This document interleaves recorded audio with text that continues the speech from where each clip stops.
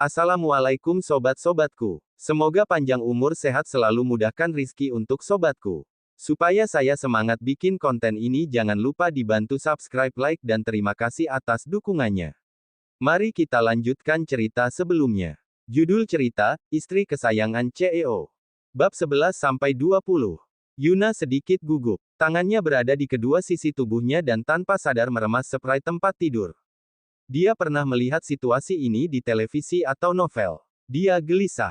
Brandon sangat peka, menyadari kegugupannya, menatap matanya yang tertutup rapat dan berkata, "Kalau kamu belum siap, kita bisa menunggu." Yuna yang sedikit gemetaran tiba-tiba membuka matanya. Dia melihat ketulusan dan rasa hormat di mata pria itu. Perasaan disayangi ini menghangatkan hatinya.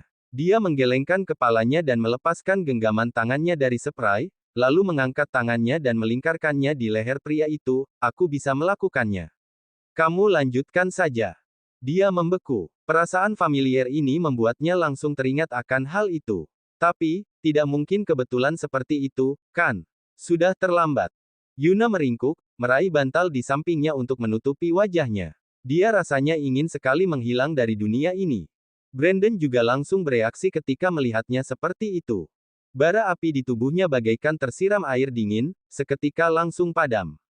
Dia berdiri, menghela napas dan ingin tertawa. Setelah diam beberapa detik, dia akhirnya membungkuk dan menggendong wanita itu lagi. Mau apa? Tubuhnya tiba-tiba digendong. Yuna langsung panik. Bantal yang menutupi wajahnya jatuh. Dia tidak bisa menghindari hal ini lagi. Dia menatap pria itu seperti anak kecil yang ketakutan. "Jangan khawatir, aku nggak akan menyentuhmu." Sambil mengatakannya dengan ekspresi datar, Brandon masuk ke kamar mandi dan menurunkan Yuna. Dia mengambil kepala shower yang sudah disesuaikan suhu airnya dan menyerahkannya pada wanita itu. "Aku tunggu kamu di luar." Setelah tertegun beberapa saat, Yuna baru sadar apa yang barusan terjadi. Suhu airnya pas, sangat nyaman di kulitnya. Harus dia akui, Brandon sangat perhatian dan sangat tahu cara menjaga orang. Susah dibayangkan. Brandon yang digosipkan sangat tegas dan keras dalam dunia bisnis, ternyata orangnya seperti ini dalam kehidupan nyata. Yuna membasuh tubuhnya dengan suasana hati yang kacau. Masalah yang memalukan muncul. Dia tidak punya pembalut. Akhir-akhir ini, dia sangat sibuk karena masalah first love, benar-benar lupa dengan periode menstruasinya.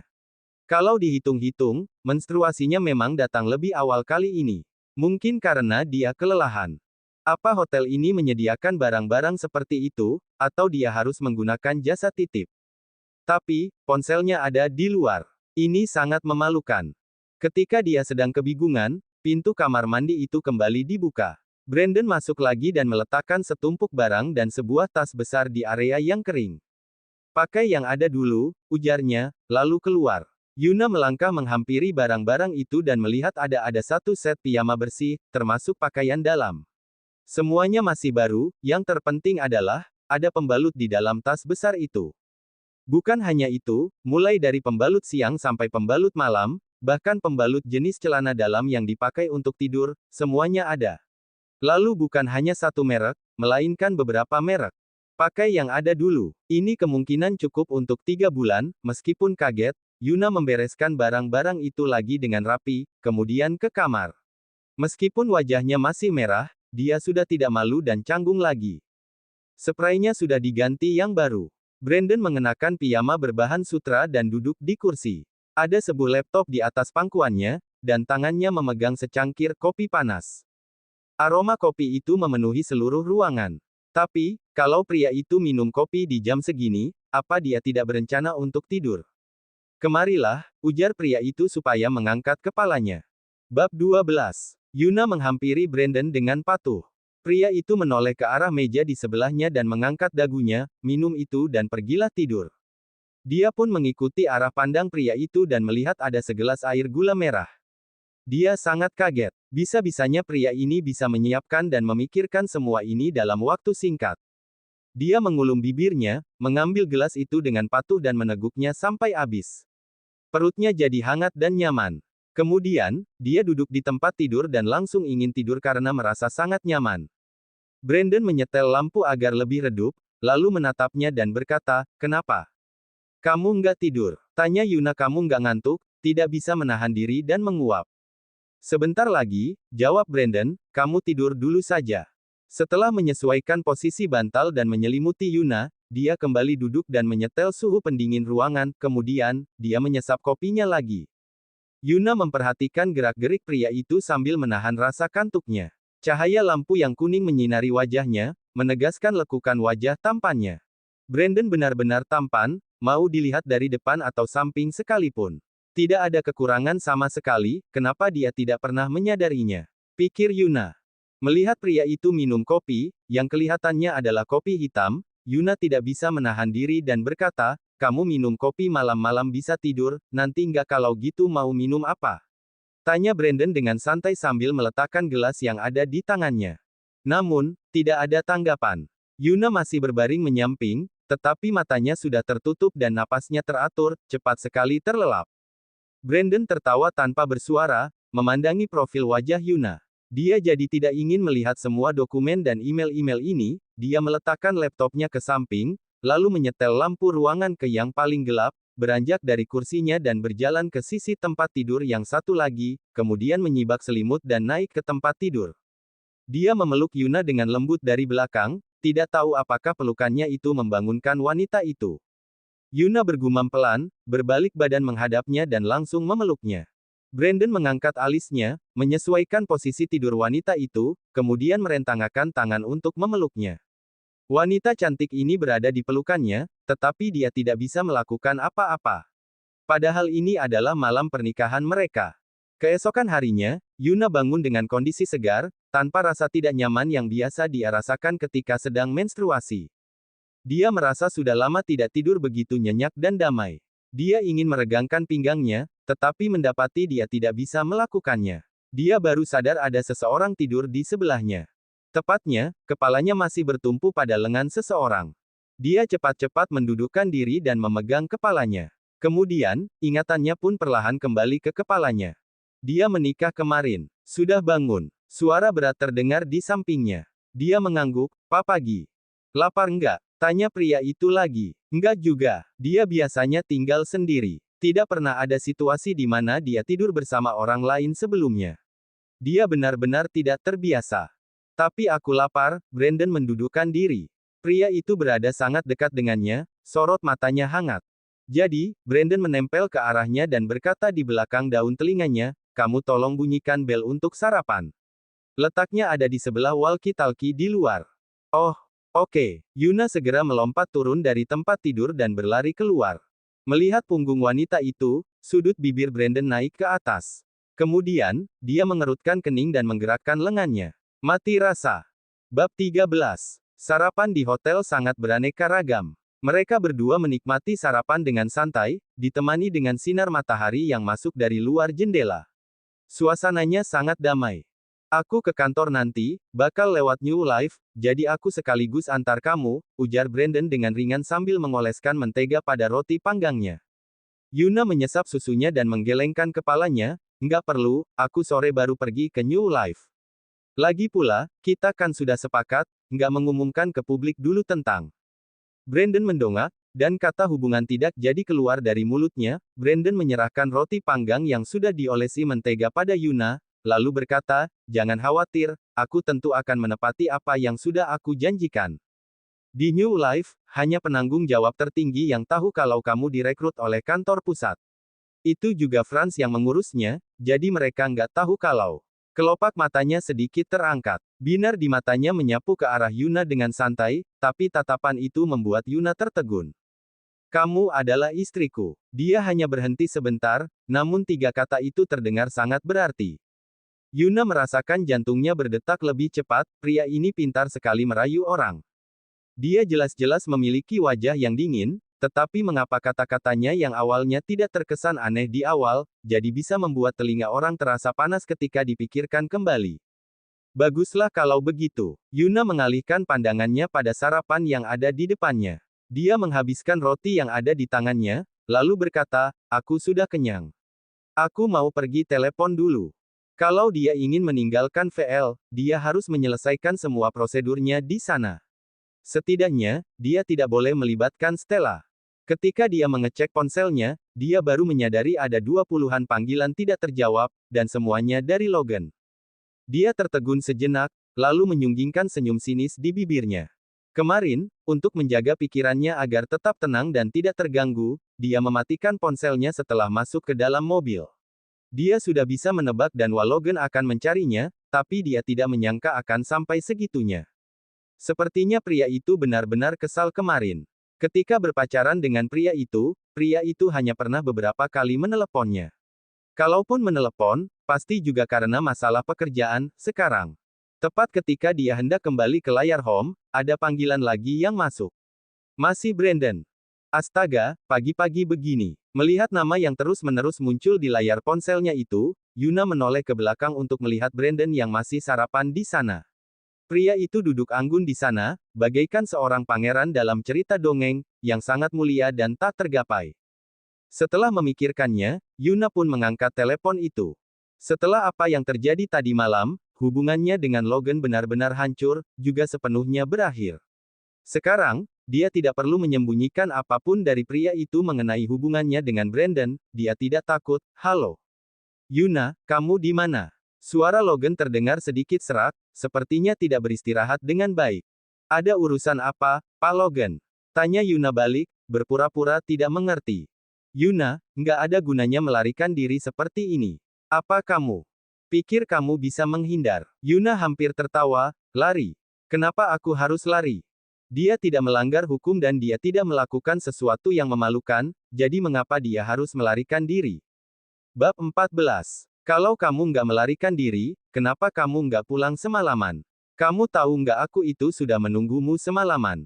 Logan berhenti sejenak, lalu melanjutkan, aku yakin ada kesalahpahaman dengan apa yang terjadi kemarin.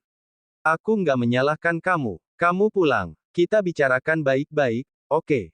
Setelah merenung sejenak, Yuna tersenyum dan berkata, oke. Sampai jumpa di kantor nanti. Setelah menutup telepon, Yuna berjalan kembali ke meja makan. Brandon menatapnya dan bertanya, sudah mau pergi? Nggak buru-buru, kok, dia tersenyum, lalu kembali duduk dan memajukan kursinya ke depan.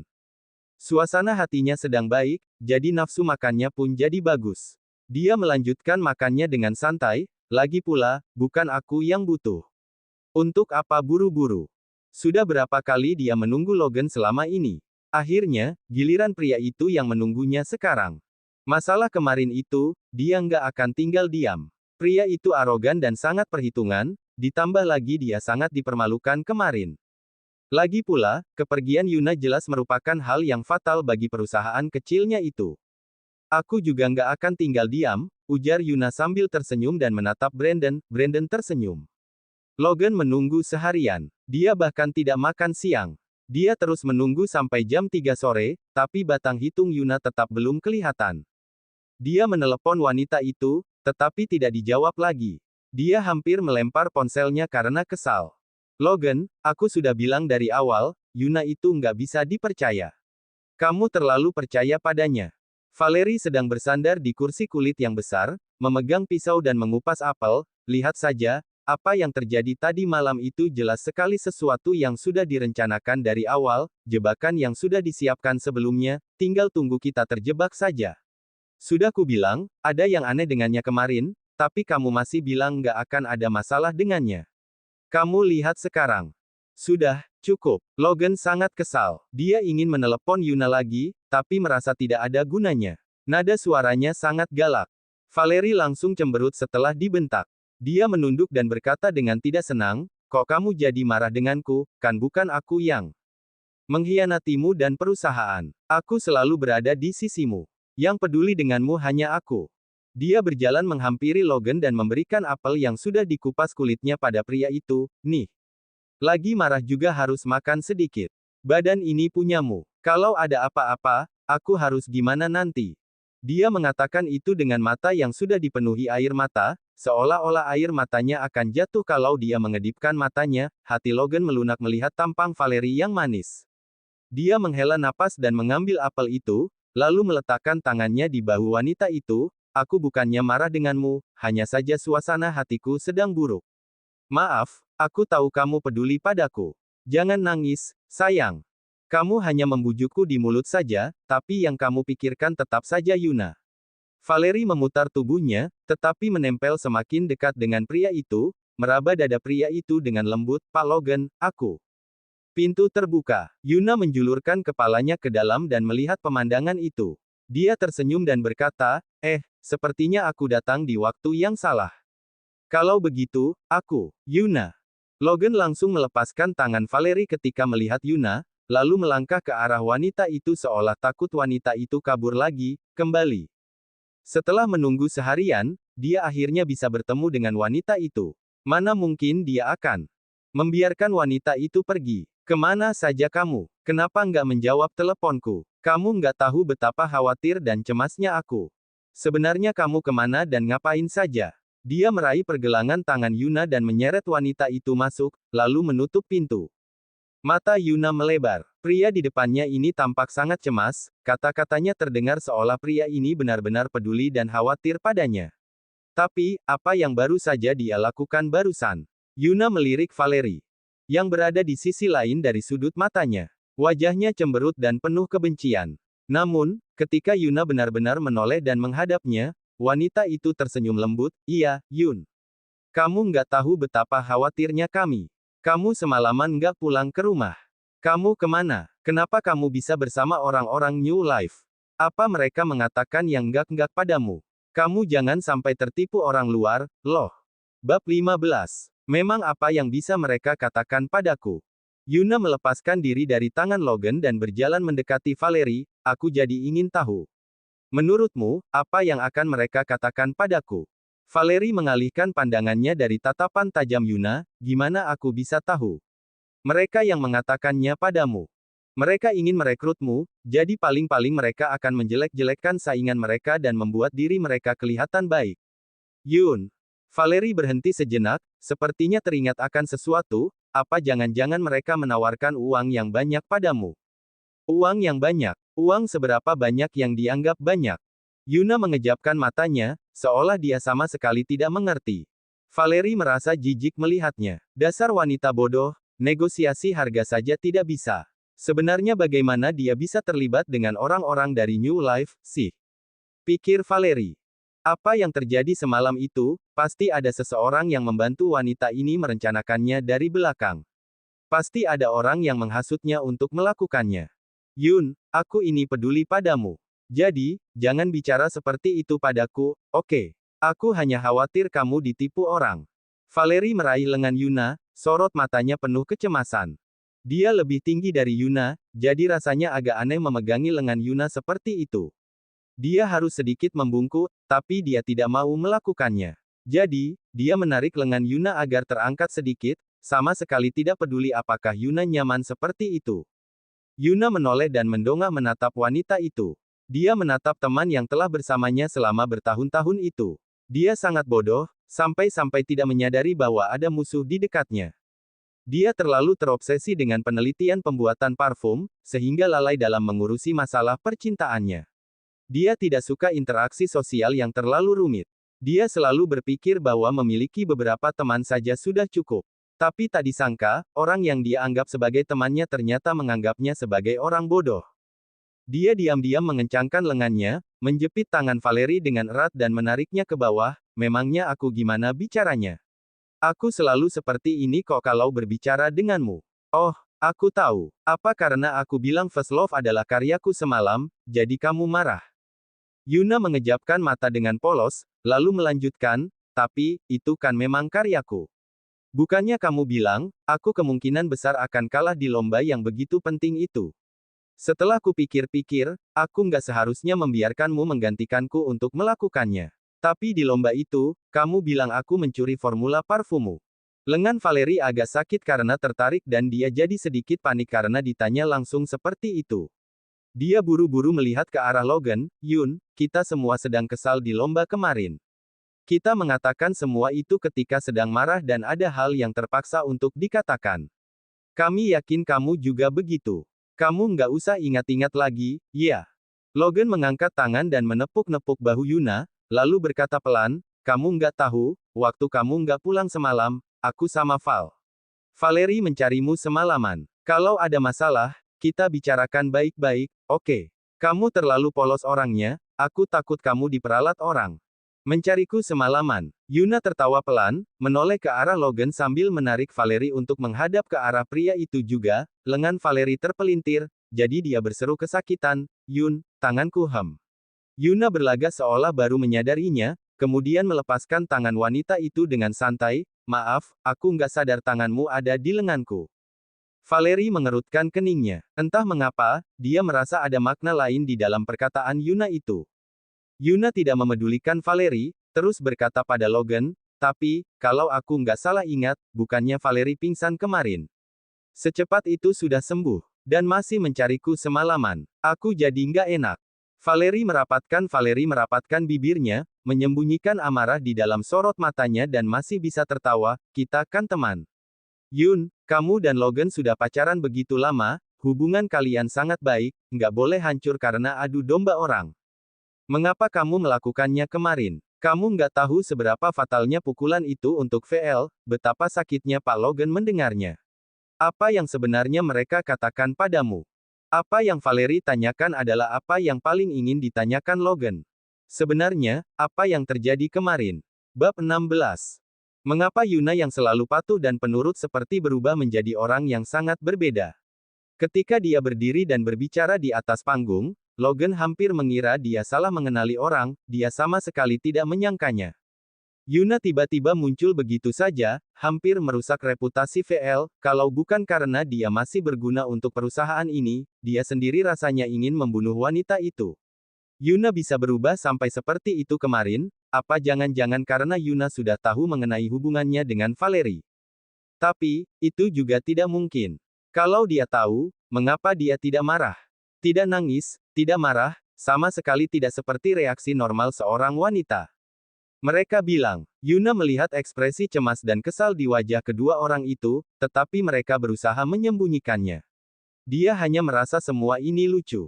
Dia awalnya berencana untuk bertengkar dengan mereka, lagi pula dia juga tidak ada kontrak dengan VL, jadi dia bisa pergi sesuka hatinya, kemudian membawa karya miliknya. Namun tak disangka, mereka ternyata masih bersandiwara saat ini, apa mereka pikir dia sebodoh itu? Mereka mengira dia masih bisa dihasut oleh mereka, setelah apa yang terjadi kemarin. Kemudian lanjut bekerja untuk mereka. Dia mungkin memang bodoh, tapi dia tidak sebodoh itu. Yuna sengaja memberi jeda pada perkataannya, sengaja. Ingin membuat mereka mengantisipasinya, kemudian melangkah ke depan dengan santai, sambil menundukkan kepalanya, seolah-olah dia sangat kebingungan. Valerie dan Logan saling bertukar pandang di belakangnya. Mereka saling memahami apa maksud dari pandangan satu sama lain, yaitu lihat, ternyata memang ada orang yang menghasutnya. "Apa kata mereka?" tanya Logan dengan gelisah. Itu, Yuna menggelengkan kepalanya masih dalam keadaan kepala tertunduk, kelihatannya sangat ragu. Tapi, dia sebenarnya tertawa terbahak-bahak dalam hati. Dia tidak menyangka dua orang ini bisa tertipu dan dibuat kelabakan olehnya. Memangnya enak rasanya dipermainkan orang. Tapi, pertunjukannya baru saja dimulai. Dalam waktu singkat itu, Luna pun memutuskan untuk menemani kedua orang itu bersandiwara. Bukankah mereka suka berakting, dan pandai sekali berakting? Kalau begitu, marilah kita selesaikan sandiwara ini. Valerie memandangi punggung Yuna, kesal mendengarnya berkata dengan terputus-putus seperti itu. Apa yang terjadi kemarin sudah membuatnya sangat kesal. Kalau bukan karena Yuna, dia pasti sudah memenangkan penghargaan dan masuk berita utama. Tapi sekarang, dia memang masuk di koran, tapi semua fotonya adalah foto-foto ketika dia pingsan. Tulisan di koran juga menjelek-jelekkan dirinya, menyindir bahwa dia melakukan plagiat dan mencuri karya orang lain, semua karena wanita itu. Semua karena Yuna. Yuna lah yang membuat semuanya jadi seperti ini. Tapi, ini belum waktunya dia untuk marah. Memikirkan hal ini, Valerie pun melangkah maju untuk menghentikan langkah Yuna. "Yun, cepat dong bilang. Sebenarnya apa Fang mereka katakan padamu? Kalau kamu masih nggak mau bilang, aku akan pergi berbicara dengan mereka. Mereka nggak bermoral sekali, mau merebut orang." Dia mengatakan itu di mulut saja, tapi sebenarnya tidak ada niat untuk melakukannya sedikit pun. Yuna menghentikan langkahnya karena dihadang oleh Valerie, dia mengangkat kepalanya dan berkata tanpa terputus-putus lagi, "Mereka bilang." Bab 17. Mereka bilang, kamu selingkuh, dan bekerja sama dengannya untuk menipuku. Ekspresi di wajah Logan seketika berubah, kamu ini ngomong apa, sih? Sebaliknya, Valerie yang sedang menghadap ke arah Yuna, masih belum menyadari apa yang sedang terjadi. Dia tanpa sadar terlihat merasa bersalah ketika mendengar tuduhan langsung itu. Matanya langsung menghindar. Setelah mendengar suara Logan, dia baru tersadar dari keterkejutannya dan berkata, iya, kok kamu percaya dengan hal yang seperti itu sih? Itu namanya fitnah. Yun, kita bertiga sudah berteman lama. Apa kamu masih membutuhkan orang lain untuk memberitahumu mengenai hubungan kita? Kok kamu bisa percaya dengan adu domba seperti itu? Ini sangat mengecewakan. Mata Valerie memerah seraya mengatakannya dan air matanya menetes turun. Dia terlihat sangat sedih. Yuna benar-benar kagum pada wanita itu. Rasanya sayang kalau dia tidak menjadi artis. Tapi, hidup ini memang bagaikan sandiwara. Memangnya cuma dia yang bisa berakting seperti itu. Yuna merapatkan bibirnya dan melihat ke bawah, berpura-pura bingung seraya berkata, tapi, bukan hanya mereka yang mengatakannya. Di luar sana banyak orang yang bilang kamu dan Logan. Logan tidak membiarkan Yuna menyelesaikan perkataannya, langsung memotong dengan suara tegas seraya meraih lengannya, kamu ini bodoh, ya. Percaya rumor seperti itu. Si A bilang ini, si B bilang itu, memangnya kamu cuma punya telinga, nggak punya otak. Mereka itu siapa? Pantas nggak untuk dipercaya. Kamu nggak bisa menilainya. Logan sangat agresif, seolah dia merasa sangat terhina karena rumor itu. Dia memarahi Yuna sampai urat lehernya menonjol. Haha, aku memang tidak punya otak, kalau tidak mana mungkin bisa dibohongi oleh kalian berdua selama itu, pikir Yuna. Namun, semakin lama dia melihat pria itu marah dan menutupi rasa bersalahnya, dia semakin merasa situasi ini sangat menarik. Dia awalnya mengira dua orang itu akan langsung mengakuinya karena situasinya sudah sampai di titik ini. Tak disangka, mereka masih membantah. Tidak apa-apa, kalau mereka ingin bersandiwara, dia akan menemani mereka bersandiwara. Tapi, masalahnya sudah seperti ini sekarang. Bagaimana kalau kita umumkan saja ke publik kalau First Love adalah karya yang aku dan Valerie kembangkan bersama? Enggak, Valeria cepat-cepat menolak dengan tegas, masalahnya sudah heboh sampai begitu kemarin, siapa yang akan percaya? Itu sama sekali nggak akan membantu memulihkan reputasi VL. Pasti nggak ada gunanya. Logan awalnya agak ragu-ragu, tapi setelah mendengar perkataan Valerie, dia langsung mendukung, iya, nggak bisa seperti itu. Lagi pula, kamu tahu sendiri, kamu memiliki catatan kriminal. Reputasimu memang dari awal sudah nggak bagus. Kalau kita umumkan bahwa karya itu adalah karyamu bersama Valerie, itu sama saja dengan mengakui bahwa kita nggak akur semalam. Nggak boleh begitu, nggak boleh. Lalu mau gimana? Sebenarnya, Yuna sudah bisa menebaknya. Mereka tidak akan menyetujuinya. Dia hanya penasaran, bagaimana mereka akan menyelesaikan masalah kemarin. Logan meraih kedua lengan Yuna dengan dua tangannya, memandang erat ke arah wanita itu dan berkata dengan nada rendah, kita hanya bisa memintamu mengalah dulu. Apa maksudmu? Dia mengangkat alisnya, merasa dia tenang. Aku akan menelepon seorang reporter dan mengadakan konferensi pers.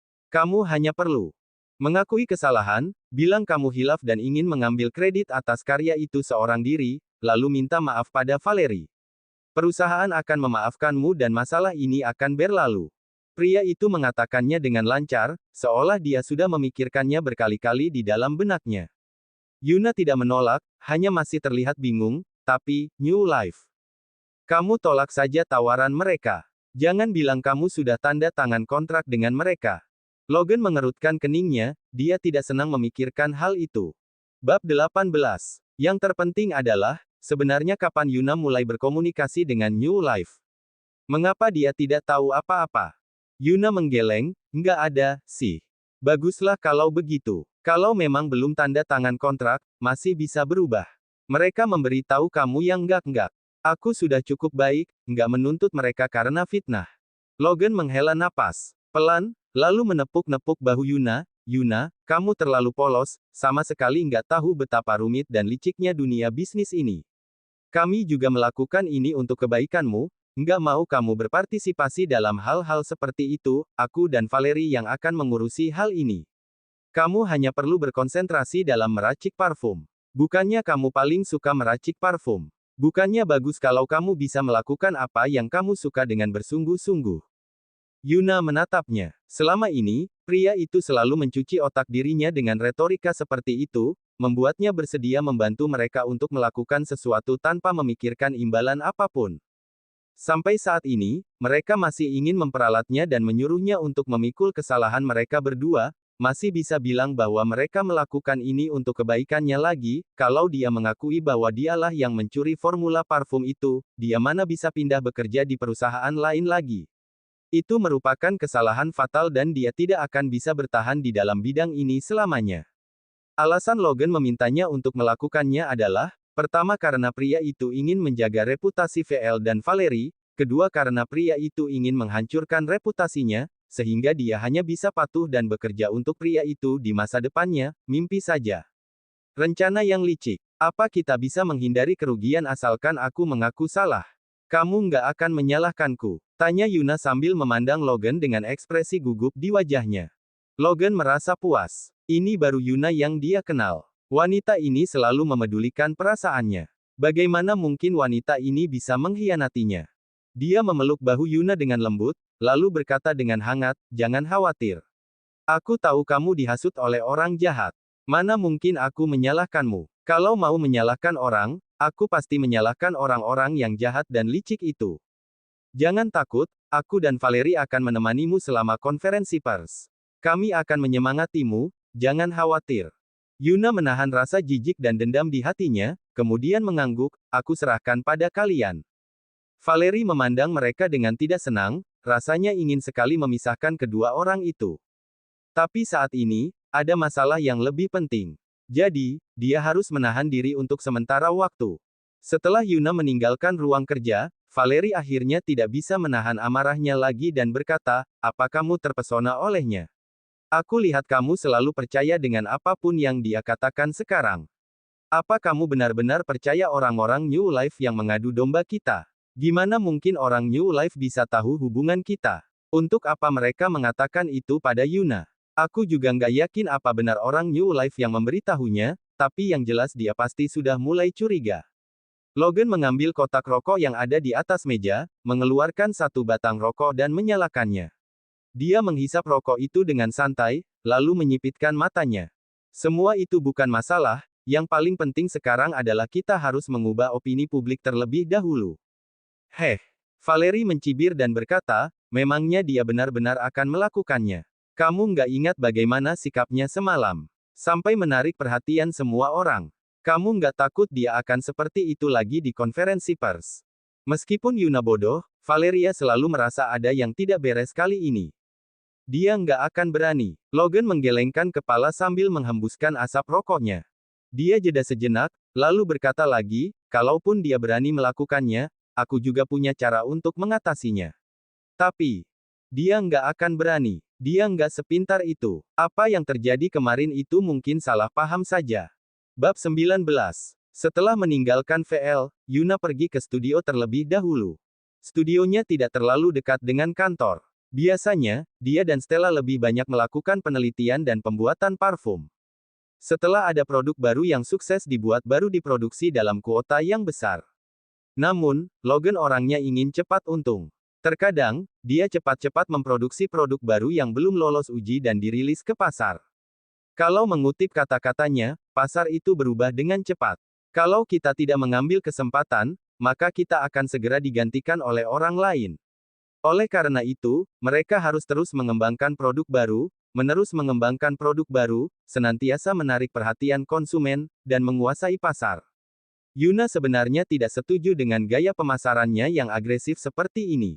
Sebuah produk, dari ketika produk itu hanya berupa inspirasi hingga dilakukan eksperimen dan diuji coba terus-menerus sampai akhirnya berhasil, semuanya memerlukan proses, dan proses itu tidak bisa dilakukan dengan terburu-buru. Jadi, kita tidak bisa mengabaikan proses yang wajib ada di tengah hanya karena kita ingin produk itu cepat-cepat masuk ke pasar. Yuna tidak setuju, tapi bagaimanapun juga, dia bukanlah pemimpin. Dia hanya pernah memberikan beberapa saran, tetapi Logan bilang dia tidak mengerti cara berbisnis. Pria itu hanya menyuruhnya untuk menciptakan banyak produk dengan baik, percepat prosesnya, dan tidak perlu mengurus yang lain. Setelah mereka berhasil, dia tinggal menikmati hasilnya sebagai istri orang kaya. Dia tidak pernah berharap untuk menjadi istri orang kaya. Selama dia bisa bersama Logan, dia sudah bahagia dan puas.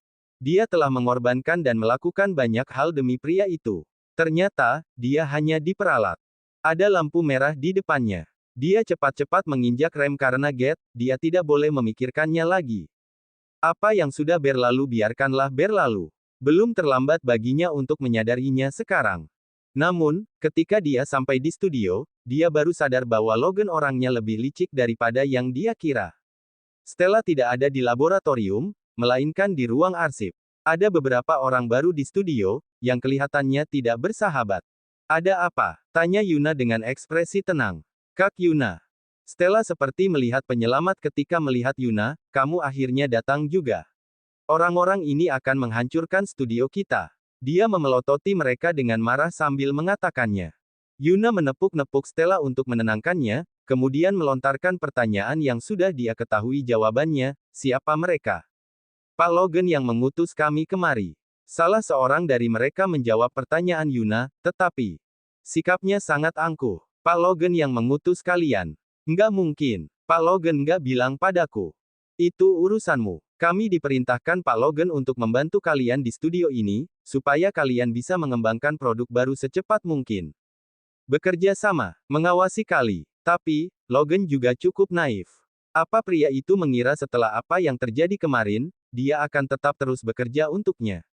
Senyum sinis muncul di sudut bibirnya, kalau memang untuk membantuku, bantulah ke laboratorium. Untuk apa kalian di sini? Mereka menyuruhku untuk mencari semua data mengenai penelitian dan pengembangan produk, kemudian menyerahkan kunci ruang arsip ke mereka, ujar Stella. Departemen R&D. Semua dokumen itu bersifat rahasia, kenapa harus diberikan ke kalian? Pak Logan bilang. Kali ini, Yuna memotong perkataan pria itu sebelum dia bisa menyelesaikannya, jangan dikit-dikit bawa nama Pak Logan. Kalau Pak Logan yang berkata begitu, suruh dia datang dan katakan sendiri padaku. Memangnya kalau kalian bilang Pak Logan yang mengutus kalian, aku langsung percaya. Aku juga bisa bilang kalian itu mata-mata dari perusahaan lain. Orang-orang itu saling memandang. Bab 20. Pada akhirnya, pemimpin mereka melangkah maju, Bu Yuna, kami semua hanya menjalankan perintah. Kalau ibu nggak suka, ibu bisa mencari Pak Logan. Kami hanya melakukan apa yang Pak Logan suruh. Oke, kalian pikir aku nggak berani? Yuna memandang tajam orang itu, lalu mengeluarkan ponselnya dan menghubungi Logan di depan orang itu. Tidak ada yang menjawab telepon itu untuk waktu yang lama, padahal panggilannya jelas-jelas tersambung. Tidak ada yang mengangkat. Yuna paham, Logan sedang membalas dendam padanya. Balas dendam karena dia sebelumnya tidak mengangkat teleponnya juga. Bisa-bisanya pria itu membalas dengan cara seperti ini, apa pria itu kira dia akan frustasi dan mengalah karena hal ini? Pria yang berdiri di hadapannya itu tersenyum puas, seolah bisa melihat bahwa telepon itu tidak diangkat. Bu Yuna, asistenmu sudah mencari selama 1 jam lebih. Nggak ada gunanya membuang-buang waktu seperti ini.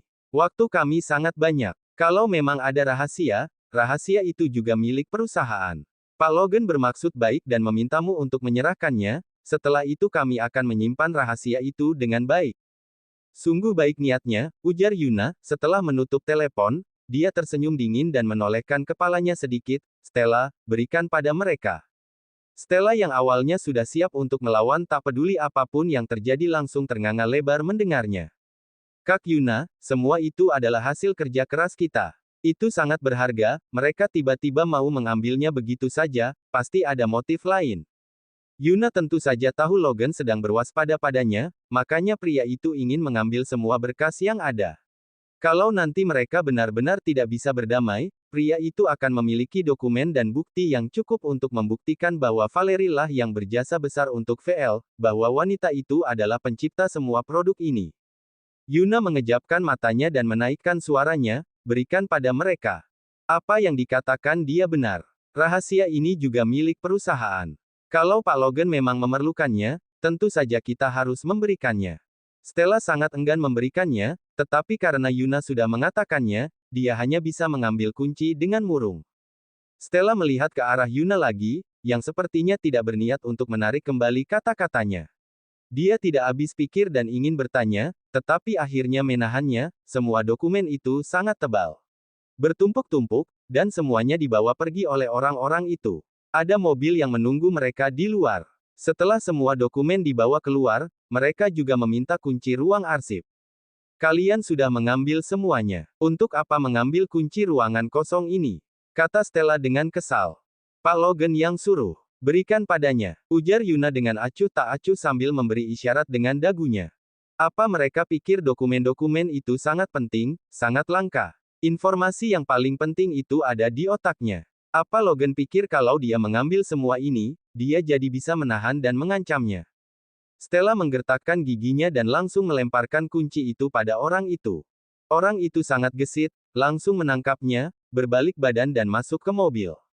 Mungkin dia mau balik untuk melapor pada Logan. Yuna juga tidak banyak bertanya. Melihat mobil itu pergi, Stella bertanya, Kak Yuna, mengapa kakak memberikan berkas-berkasnya pada mereka? Kalau kita nggak punya berkas-berkas itu, bagaimana kita bisa membuktikan bahwa kita yang menciptakan semua produk, bukan si Valerie? Stella, apa kita nggak bisa membuktikannya tanpa berkas-berkas itu? Yuna tersenyum, tidak setuju dengan kata-kata Stella, kemudian berkata dengan tenang, jangan khawatir, aku punya solusinya. Kalau Logan berani menjebaknya, dia juga berani menjebak pria itu. Melihat Yuna penuh percaya diri, Stella pun tidak bertanya lagi, meskipun dia masih tidak begitu mengerti. Kak Yuna, bukannya Kak Yuna berencana untuk berhenti kerja? Kenapa balik lagi? Cerita bersambung.